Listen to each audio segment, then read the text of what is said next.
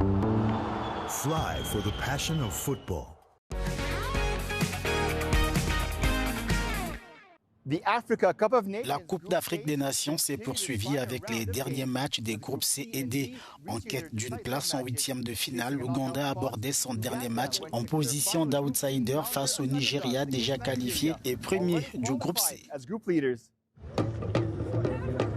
Le Nigeria a conclu une campagne sans faute par une victoire 3-1 contre l'Ouganda, même sans Ademola Lookman laissé au repos grâce à un doublé de Raphaël Onidika. Le Nigeria a remporté ses 3 matchs de groupe. Les Super Eagles poursuivent leur chemin avec panache alors que l'Ouganda quitte la compétition dès la phase de groupe. La Tanzanie a tenu la Tunisie en échec et termine 3e de sa poule. En 8e de finale, les Tanzaniens croiseront le Maroc. Je pense que le Nigeria dispose d'une très bonne équipe, de très bons joueurs, de bons attaquants.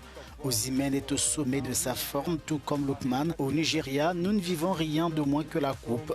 À chaque CAN à laquelle le Nigeria participe, il fait toujours partie des favoris.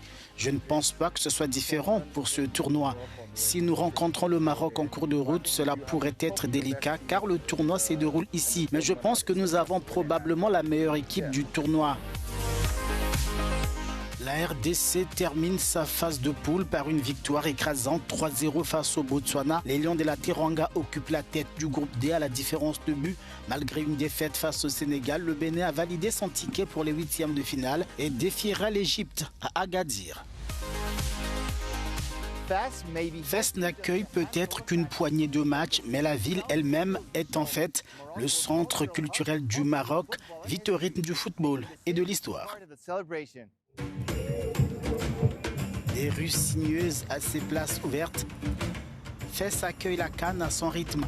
Une ville riche en histoire, en couleurs et en sang, où le football et la culture se rencontrent et où les fans se sentent partie intégrante de l'événement. L'ambiance est géniale, j'apprécie la nourriture, j'ai mangé du tagine, les gens sont vraiment très sympas. C'est un événement très spécial, bien organisé et nous apprécions toute l'organisation. Ici au Maroc, les gens sont très sympas.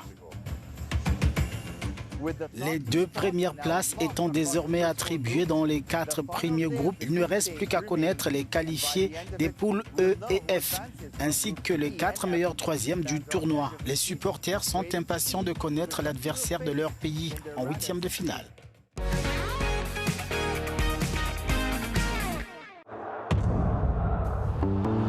Fly for the passion of football.